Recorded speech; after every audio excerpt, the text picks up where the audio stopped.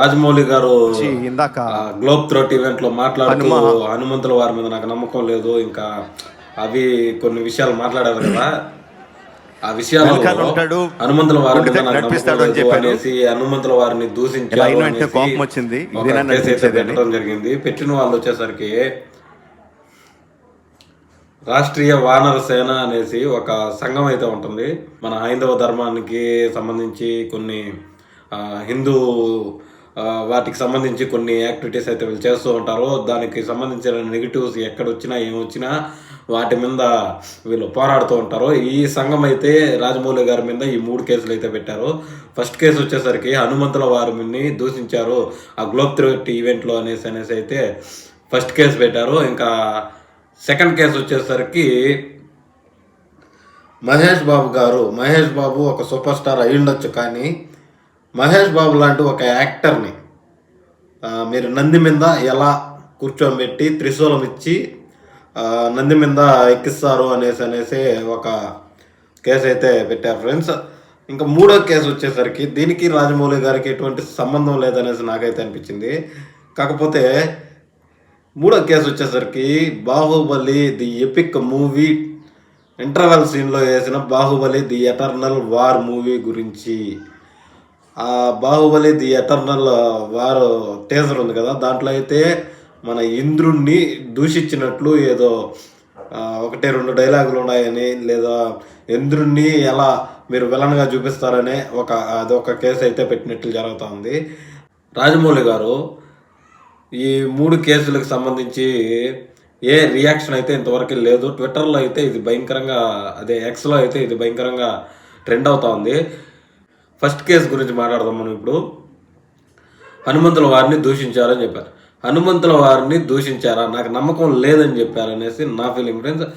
ఆయనకి నమ్మకం లేదు, నేను ఒక నాస్తికుణ్ణి అనేసి ఆయన స్టేజ్ మీదే చెప్పారు.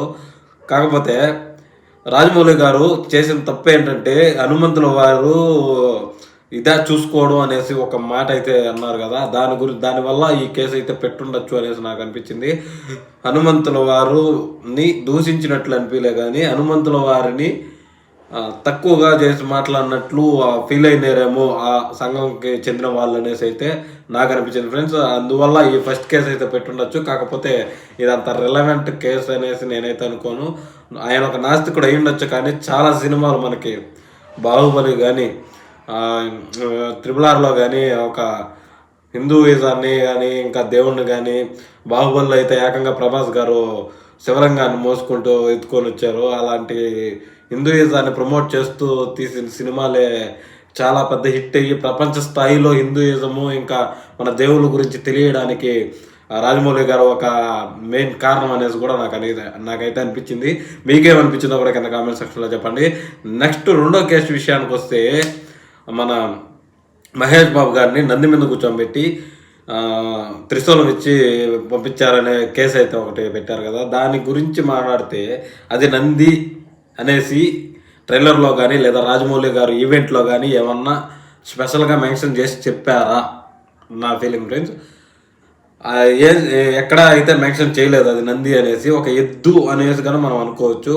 ఈ వానర సేన సంఘం వాళ్ళు ఏమనుకున్నారంటే, మూవీ తీసేది రామాయణం పైన తీస్తూ క్యారెక్టరైజేషన్కు రుద్రుడు అని పేరు పెట్టి నువ్వు ఎద్దు పైన ఎక్కించావని చెప్పినా కూడా నంది అనేసి అని అనుకుంటారు.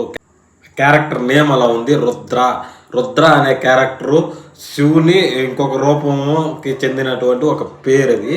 కాబట్టి దీన్ని నంది అనేసి అనుకుంటారు. అట్లయితే ఎక్కడ మెన్షన్ చేయలేదు ఇది నంది అనేసి, ఎద్దని కూడా అనుకోవచ్చు మనము. కాకపోతే మీకు తెలియదు కాదు, వాళ్ళు అనుకొని ఒక సెకండ్ కేసు అయితే పెట్టారు. థర్డ్ కేసు పెట్టినారు కదా, థర్డ్ కేసుకి రాజమౌళి గారికి అయితే ఎటువంటి సంబంధం లేదు ఫ్రెండ్స్. ఎందుకంటే రాజమౌళి గారు డైరెక్ట్ చేయట్లేదు. బాహుబలి ది ఎటర్నల్ వార్ అనే ఒక యానిమేటెడ్ షోని అయితే రాజమౌళి గారు అయితే డైరెక్ట్ చేయట్లేదు. అది షోనో మూవీనో ఇంకా 2027లో థియేటర్లో వస్తుందన్నారు, మూవీగానే రావచ్చు. దాన్ని రాజమౌళి గారు అయితే డైరెక్ట్ చేయట్లేదు, ప్రజెంట్ చేస్తున్నారు అంతే. దానికి డైరెక్టర్ శుక్లా అనేసి ఏదో నేమ్ ఉంది, హిందీ డైరెక్టర్ ఎవరో మనకు తెలియదు, ఆయన ఎవరో తీస్తూ ఉన్నారు. దీనికి రాజమౌళి గారికి ఎటువంటి సంబంధం లేదనేసి నాకు అనిపించింది. మీరు ఇంకేమన్నా అనుకుంటున్నారా కింద కామెంట్ సెక్షన్లో చెప్పండి. వెళ్ళే ముందు ఛానల్ సబ్స్క్రైబ్ చేసుకొని ఫాలో అవుతూ ఉన్నాను ఫ్రెండ్స్. ఇలాంటి న్యూస్ ఏది వచ్చినా మన ఛానల్లో అయితే ఒక వీడియో వస్తూ ఉంటుంది.